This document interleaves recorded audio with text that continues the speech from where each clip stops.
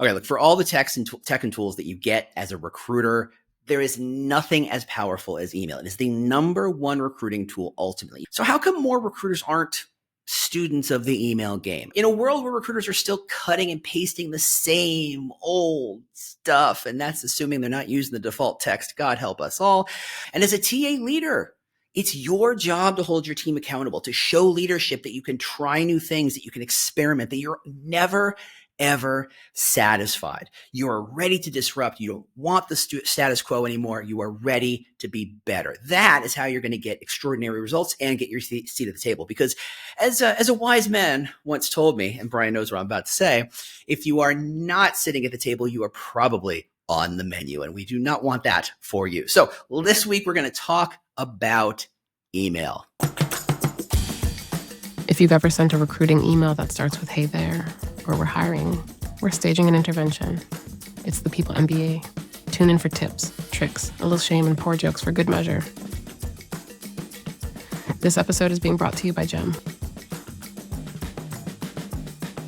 In terms of thinking strategically and adding more value as a leader, this is one of those resources that I think, if you lead by example, really get into the weeds and demonstrate and understanding, elevate the importance of something which is ultimately a resource that's in everybody's capacity to use, that requires no budget whatsoever. It's one of those tools that if you just get more effective as a team here, you're going to deliver more return on investment, more value, get more out of your budget, and that stuff is going to get you noticed. It's definitely overused and under leveraged from a strategic perspective. So what we're hoping to give you is a little bit more structure of how to weave some magic and get more from it. And this is one of the essentials. It's the sort of pass and move of football. It's the reason why, teams are great. They get the basics right. And sometimes you take the basics for granted. That's why we're talking about it today, and that's why you should take notice, I think. And as a reminder, we have a download. We have a big download. And the download this week has we're going to talk about storytelling models, not to be too much of a spoiler. Brian's going to get super serious about storytelling because he's always super serious about storytelling, just so we're all clear on that.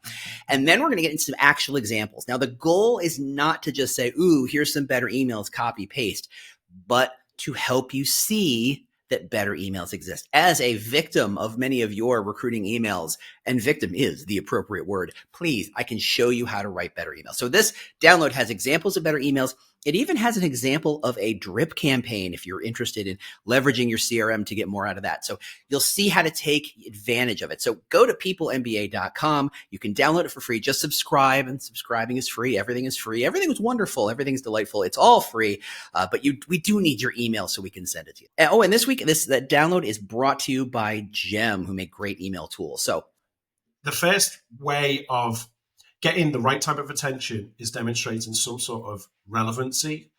And the storytelling aspect that you're referring to, James, it's how we're hardwired. It's what gets our attention and draws us in and all the rest of it. So we'll get into some of that.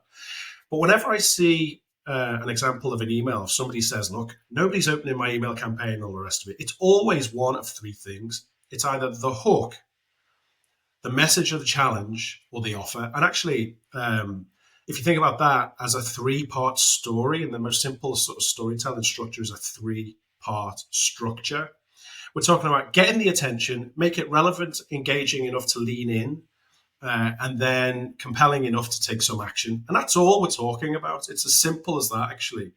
And if you just look at your dry emails saying the same thing as the next recruiter in the next company and apply some thinking around, is the hook good enough to get your attention? Is the story, the challenge or the offer relevant enough to make you lean in and engage? And then is the action at the end compelling enough for you to do something about it? If you only do that, you'll get something out of it. If you can do something to create scarcity and higher perceived value in how the storytelling is positioned, then you're definitely going to get more results. But the elongated formula that we were talking about from the sort of the hook, the body, and the call to action, there's a structure that we often use. We use it for job descriptions, and it works great for email marketing as well. is empathy, curiosity, surprise, insight, and action. So what we're doing there is we're breaking down the 3-act structure a little bit more now. Yeah. So let's get into that. And I mean, honestly, I could talk about this stuff all day long. And I think you and I are going to get a real fun fight one episode where we talk about employer brand at last for reals, and how it all works. Because I do think an outreach, a job posting is my favorite litmus test as to how strong your brand is. If you can't see how your brand helps you make better decisions about what to talk about in that email and what to kind of highlight and what kind of calls to action will be most valuable, you don't have much of an employer brand. But that one is, here you go. We're going to have that fight now. I was just going to say, you're making a big assumption that recruiters are actually aware of the employer brand and using the employer brand. So bring on that argument, mate. I own that. I will own. You are 1,000% right. Okay, but we're saving that for a future episode. Okay, so let's get into one of the examples from the download. That download again from peoplemba.com, sponsored by Gem.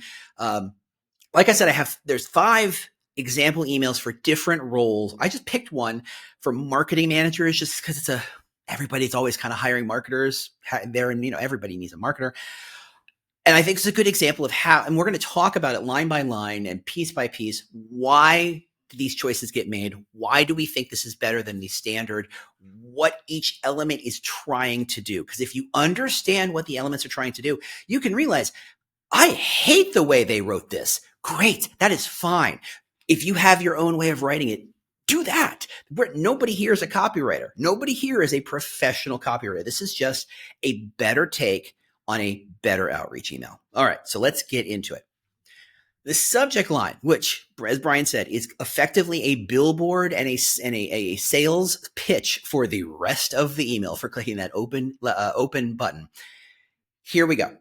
What does it take for you to do your best work? That seems so nothing, but at the same time, I have a job, I have an interesting opportunity. If in a sea of, I have this job, do you want this job? It starts with a question. And my personal process when I write stuff like this, when I want to spark emotions, I start with a question, because to me, I can ask a question without answering the question because I know in my subject's or target's mind, they're mentally answering the question for me. Well, you make a good point. I mean, I think just by using this download as an agenda to have a creative brainstorming session with your recruiters, demonstrating the value and importance of not just being on autopilot with this stuff.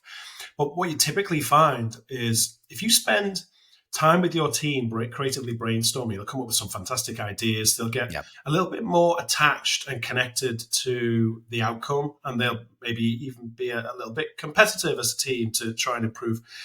But if you start to see success at that step of the process, what typically starts to happen organically is your recruiters will start to scrutinize the subject line, or what happens before that and what happens after that. And it's the start of a process of every detail, every link in the chain can be leveraged up, dialed up, apply the insights, look at the difference that we can make. And this download provides a perfect sort of formula for running a creative brainstorming session, because there's some formulas to walk through, there's some tangible examples, there's techniques, and lots to use just as creative fodder